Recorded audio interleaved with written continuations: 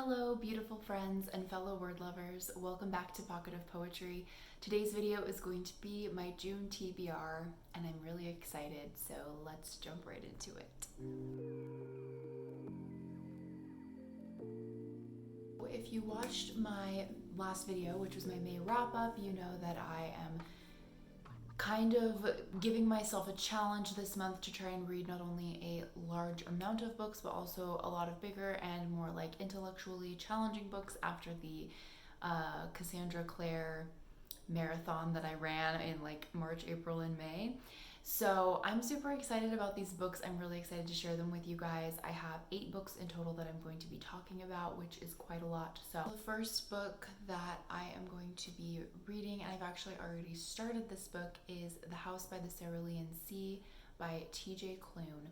I'm reading this one on Kindle, so I don't have a physical copy of it, but I did start reading that. And so far it's really good. I'm almost halfway through, and it is just so charming and magical and cute, and yeah, it lives up to the hype. Like, I totally get why people love it so much, because it's just like magical and cozy.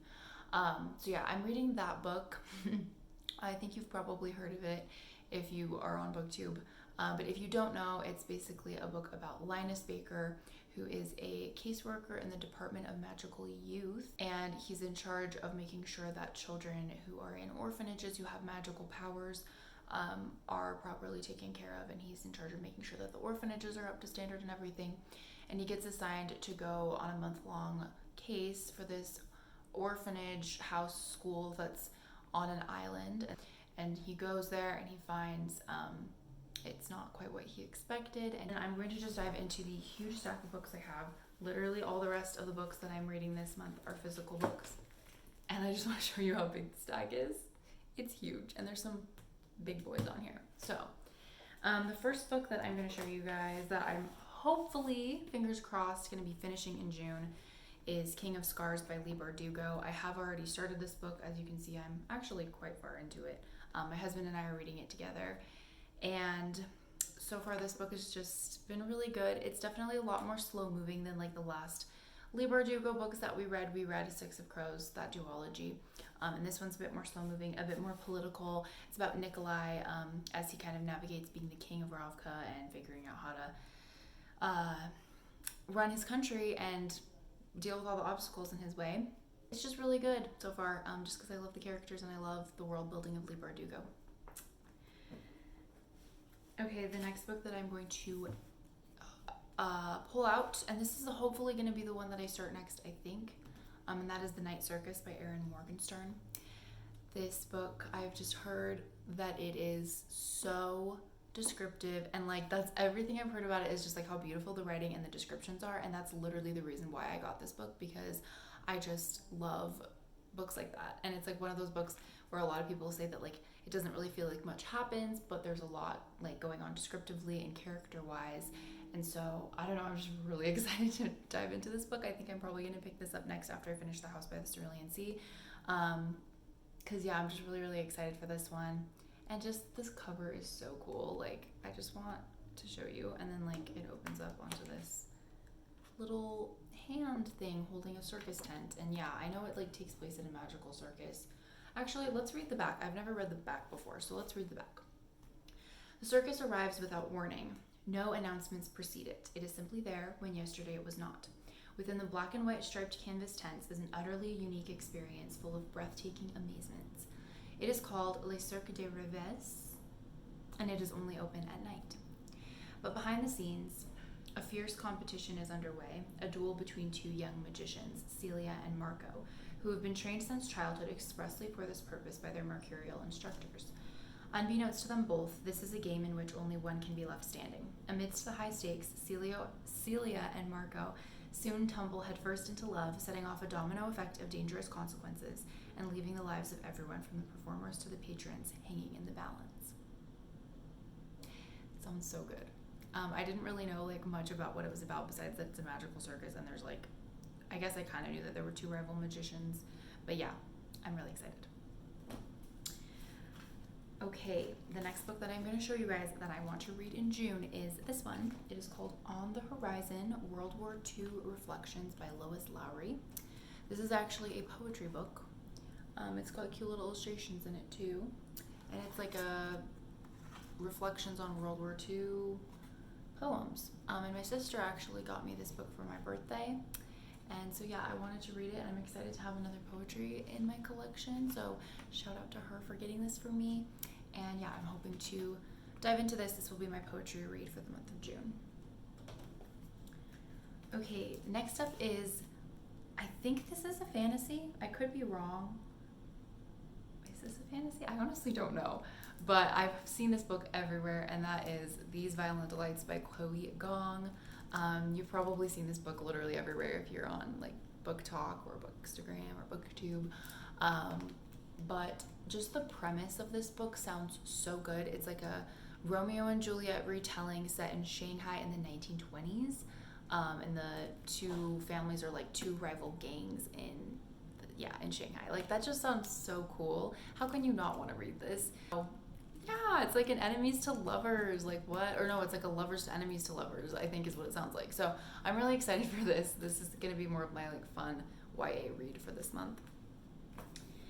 And then we dive into some more serious topics. So the next book that I'm going to be showing is one that I highly doubt that I will finish in June, but my goal is to at least start it this month, and that is Les Miserables by Victor Hugo. My copy is like this perfect little adorable rectangle. It's so fat.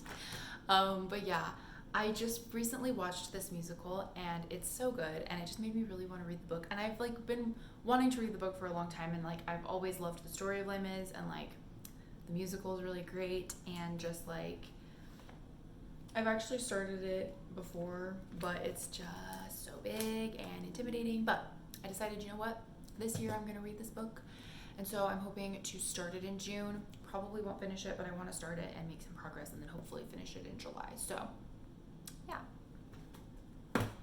And then I bought this book, and it came yesterday, and I'm so excited to read it. It is like one of my classics, so I guess Les Mis is a classic, but I'm also going to be reading this in June. And that is East of Eden by John Steinbeck. There's this girl that I follow on Instagram. Her handle is called The Sun Also Reads. And she talks a lot about like John Steinbeck and this book in particular, East of Eden, and like recommends it a ton. And it just made me really want to read it. It sounds so good. I've never read a John Steinbeck book before, but again, like I want to branch out with my classics. I want to read more classics that I'm not familiar with. And this is one that I definitely am not super familiar with, but I am so excited to read it. It just sounds so compelling. I'm actually going to read the back to you guys just in case you don't know what it's about. In his journal, Steinbeck called East of Eden the first book, and indeed it has the primordial power and simplicity of myth. Set in the rich farmland of California's Salinas Valley, this sprawling and often brutal novel follows the intertwined destinies of two families, the Trasks and the Hamiltons, whose generations helplessly reenact the fall of Adam and Eve and the poisonous rivalry of Cain and Abel. Here is a work in which Steinbeck created his most mesmerizing characters and explored his most enduring themes: the mystery of identity, the inexplicability of love, and the murderous consequences of love's absence. So it just sounds like it's going to be like, it's a novel about family, about love, about all these sweeping topics. I'm just really excited to read this. So, plus, I just really like this cover. Like, I like the Penguin Classics aesthetic is really nice. I want to get more like Penguin Classics editions because I like the black and just like how dark they are. I don't know. I think it's really pretty. Okay, and last but not least, this book is one that I have talked about a few times now, but I recently bought it, and it is The Goldfinch by Donna Tartt. Again, another pretty fat one. I read Secret History in April, loved it, so I'm excited to read The Goldfinch. I've actually heard a lot about this one. I'm gonna read the back of this one too. I kind of like forgot what all these books were about because I've just had them sitting on my shelf for so long, so I'm gonna read the back again. Theo Decker, a 13-year-old New Yorker, miraculously survives an accident that kills his mother. Abandoned by his father, Theo is taken in by the family of a wealthy friend. Bewildered by his strange new life and tormented by his longing for his mother, he clings to the one thing that reminds him of her, a small, mysteriously captivating painting that ultimately propels Theo into the art underworld. As an adult, Theo moves silkily between the drawing rooms of the rich and the dusty labyrinth of the antique store where he works. He is alienated and in love, and at the center of a narrowing, dangerous circle.